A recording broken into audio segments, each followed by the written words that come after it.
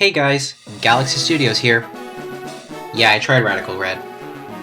I've known about this game for years, and I heard it was a pretty good ROM hack with quality of life upgrades, insane new and old fights against the new and old NPCs, and best of all, Reginald.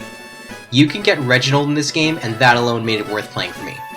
With this game's normal mode being significantly easier than Run and Bun, I felt comfortable taking the training wheels off.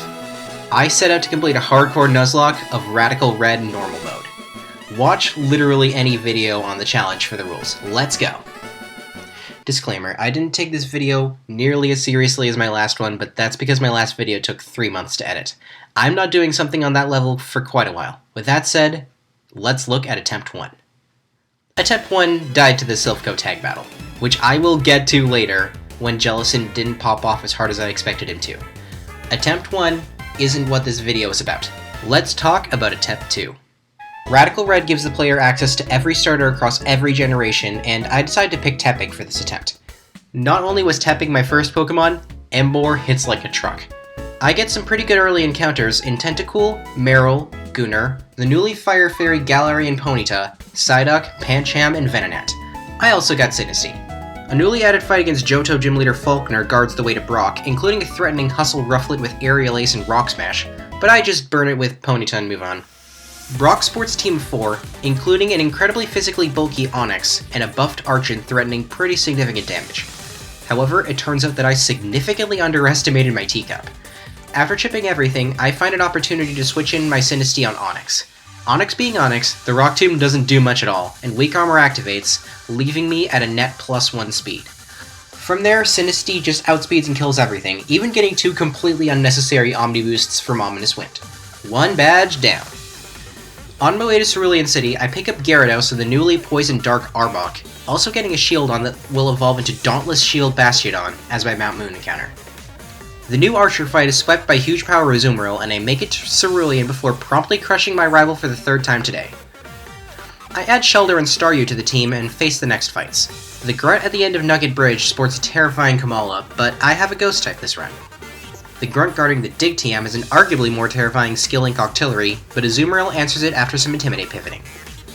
My final encounter before Misty is a Chinchou on Route 6. 3 of Misty's 4 Pokemon have pretty consistent answers.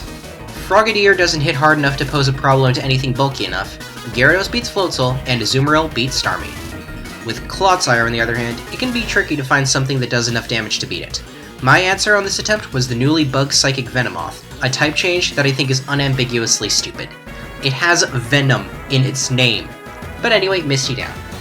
Heading to Vermilion, I fish to try and maximize my chances at getting Jellicent, but I end up losing the 1 in 10 and get both Horsey and Krabby. I pick up a Cosmog and Golisopod on my way to Surge's gym and prepare myself to challenge them. Wait. Did I just get a Cosmog? An NPC in Vermilion City, as well as 2 more in Pewter and Cerulean, can sell the player Wonder Eggs that can hatch into almost any Pokemon. You can't get any legendary Pokemon from these, with the exception of Cosmog. It was less than a 1 in 300 chance to get Cosmog from this egg, and less than 1% chance to get it from any of the 3. Although this won't fully evolve until I'm halfway through the Sabrina split, it's gonna be worth it to get Lunala, and I'm now under a lot of pressure to get this run past the 3 remaining boss fights. Which means I'm going to have to beat Surge without a ground type. Unfortunately for the Lieutenant, I have Lantern. Lantern trivializes every single electric type gym I've ever seen. I just needed to flip turn to break Raichu's Focus Sash and let Golisopod kill with First Impression, and pivot with Gyarados to lower Palmont's attack so Lantern could once again get Palmont into First Impression kill range. Everything else, including the Mega Man Electric, was easy, and I have beaten Surge without a ground type. With Celadon City reached, I get access to eggs containing a random starter of a predetermined type. I end up hatching a ton of these in encounter areas I've delayed since I thought getting a starter was better than the Pokemon I could have gotten there. I was wrong about one of these areas, and I will get back to that. I get Chimchar, Mudkip, who will proceed to absolutely demolish most of the rest of the game, Turtwig, Skeledirge, Charmander, and Cyndaquil, who I evolve into a Hisuian Typhlosion and proceed to never bring to a single fight. Erica is, in my opinion, the last of the easy gym leaders.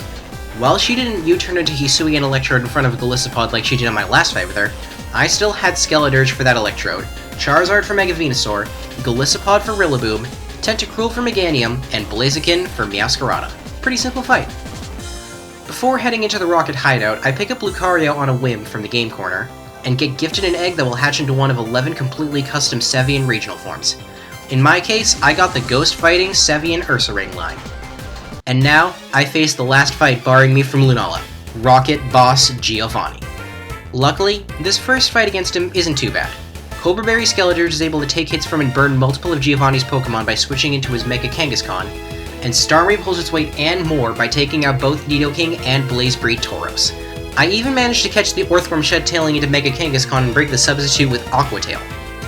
With that fight out of the way, a Pokemon I previously knew as Sundowner has joined my team. Welcome back, Lunala. Lunala being on my team completely trivializes the newly added Morty fight, and basically eliminates at least one Pokemon of my choice from the planning stage of each major boss fight as long as it's not a Dark type. After snagging a Snorlax from Route 12 and losing my Azumarill to an optional grunt in Silph Co, I prepare myself for the hardest part of the game prior to the Elite Four. I need to face 3 of the game's hardest boss fights in a row. First up, the Silph Co rival fight. Sporting an unpredictable Staraptor, a Mega Blastoise that I was forced to risk a critical hit against, and an absurdly powerful Sheer Force Life Orb Darmanitan that can escape from and deal major damage to its checks with U-turn. This is by far the hardest fight I had with this guy prior to the league. And that's not even mentioning his King Gambit, that I misplayed hard on and had to risk at least one critical hit against. This fight is scary no matter what starter you picked, and I got the hardest one. And now, the Silph Co tag battle. The boss fight that ended Attempt 1. My partner, Brendan, leads with an Intimidate Masquerade that immediately triggers the opposing Gothitel's competitive ability, doubling its special attack. On top of that, Archer sports a Goldengo and Dark Aura Mega Houndoom in the back, while Ariana brandishes a Mega Mawile along with a Primarina that beats most Pokemon that can stand up to Archer. And for the hardcore players watching this video, Gothitelle can't kill Masquerade, so there's a very good chance that Gothitelle targets Jellicent on the first turn. Jellicent isn't the perfect lead that he is in the hardcore mode fight. However, I do have a slightly stronger Ghost type to lead. Cobra Berry Hidden Power Water Lunala takes care of Gothitelle and Houndoom back-to-back, with Infernape and Emboar in the back to clean up the rest. Lunala is definitely carrying this mid-game, but as the fights where I haven't brought her to show, she can't win the game alone. What she can do, however, is beat the Hippowdon, Excadrill, Torterra, and Garchomp in my second fight against Giovanni.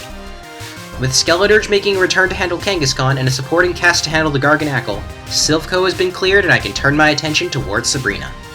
I pick up the gift Lapras in Silph Co and proceed to never bring it to any fight, hatch a Rowlet, take down and trap a very flushed Alolan Sandshrew, sweep both Chuck and the NPC that is canonically GN97 with Moxie Gyarados, and realize something about the run-defining double battle against Sabrina's Trick Room team.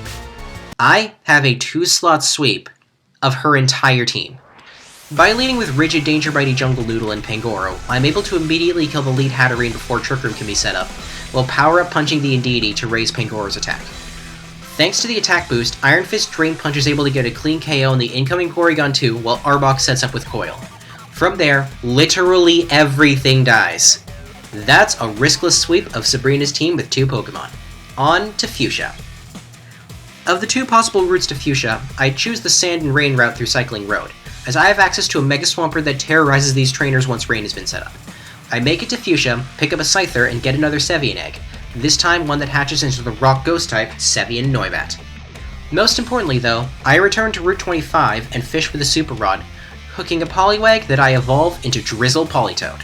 After crushing Brendan for the 3rd time this week, I wasn't sure what area I wanted to get my Safari Zone encounter in, so I ended up just going with Area 1 and rolling the best possible option, Iron Hands. Next up are rematches against the first 3 gym leaders that are now required to challenge Koga. Surge was the easiest as I had access to both Lantern and Mega Swampert and Rain this time. For Misty, I clicked Sunny Day turn 1 to remove the permanent Rain and the fight was easy from there, resulting in me getting a gift Finizen that I never took out of the box. Finally, while the rematch against Brock was fairly tricky, with Mega Aerodactyl being tough to handle in particular, I once again had Mega Swampert and Rain, with Lucario and Scizor as supporting pieces. Next up, Koga. Koga's gimmick in this fight is that his team is incredibly fast. My response to that is outbulking his team. I had Soundproof Bastiodon for the Aerialade Boomburst Swellow, Lunala for Excelgor, Golisopod for Greninja, Tentacruel for Iron Valiant, Iron Hands for Drapion, and Torterra for Mega Toxtricity. Oh, by the way, there are a few custom Megas based on the Gigantamax designs. With access to Surf, I return to Route 13 to grab a Weasel, who evolves into an absolute monster with Technician and Surging Strikes. I also make my way through the power plant and grab myself a Zapdos, who for some reason gets Bolt Beak in this game. Finally, I head to Route 19 and fish with a good rod for Slowbro, whose Shell Armor boosted Mega Evolution you'll be hearing more about later. I head to Cinnabar Island, demolish May with Mega Swampert and Rain, and try to get Alolan Muck in the Pokemon Mansion, but have to sell for Liepard. With Blaine's Torkoal being replaced with a permanent field effect, the fight actually gets easier in normal mode, as it's now possible to override Blaine's Sun before turn 1 even starts. By bringing Damp Rock Politoed, Mega Swampert, U-turn Scizor for Executor, Eject Button Gyarados for Slitherwing, Zapdos for Scovillain, and Emboar for Mega Charizard Y, I was able to have a riskless fight against Blaine. Before heading to Viridian City to challenge the last gym leader, I get Sobble, Poplio, and Runerigus.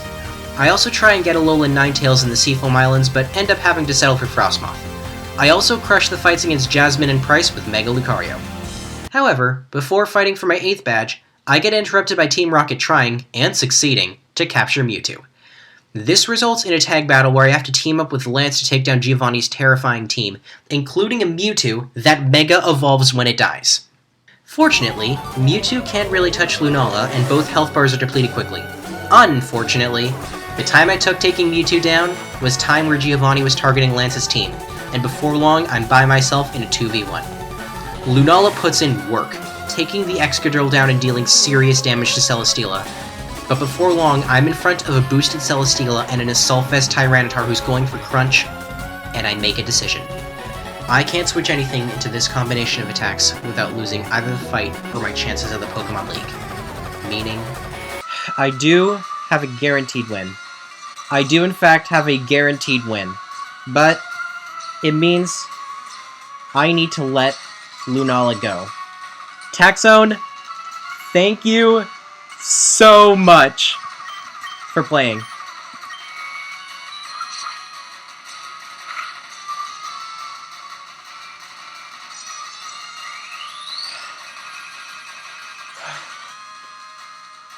I still can't believe I got you from a Wonder Egg. Thank you so much. I'll see you on the other side.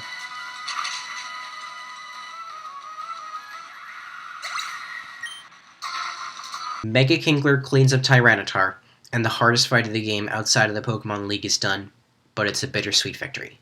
Lunala's dead, and so close to the finish line. The only thing I can do now is make sure this death was worth it. I bring all my fury to the gym battle against Claire, who's very recently taken up residence in Viridian City, and proceed to basically sweep her entire team with Mega Swampert and Rain. I make my way through Victory Road, fighting my rival for the second to last time, and Brendan for the last time on my way there, take down Ketchup to get myself an Urshifu, snag a Volcarona from Victory Road, and finally track down Chi-Yu, a newly added roaming legendary. Only the last of those will be added to my Elite Four team. With that said, here it is. Overdrive the Floatzel, the best lead I could ever ask for, with access to Fake Out, Flip Turn, and Technician boosted Surging Strikes to beat Focus Sash leads. Moab Assured Destroyer of the Slowbro. With Shell Armor and access to Calm Mind, Amnesia, and Iron Defense, this thing can basically never die when it's been set up. I plan for this to solo sweep at least one fight. Legend of the Night, the Chi-Yu. 252 plus special attack Choice Specs Terrifier Chi-Yu Overheat and Sunver. Galaxy the Primarina. A Fairy type is mandatory in this league to be immune to the reworked Roar of Time, and this is my best one. Juggernaut the Snorlax. This is going to be a special tank in the single battles, and a Lorelei Sweeper in the double battle. And finally, Cryo Cannon, the Alolan Sandslash. Lunala was going to take this slot, but I now needed something else to lead on Lance and deny hazards. The special bulk that Alolan Sandslash provides in this game thanks to Ice Scales is the cherry on top. So, that's my team. Either this takes me to the top, or they die trying. Let's end this. Focus Blast into this slot. Come on, I have Ice Scales. If this dies, I lose. And that's game. It was a good run. It was a good run.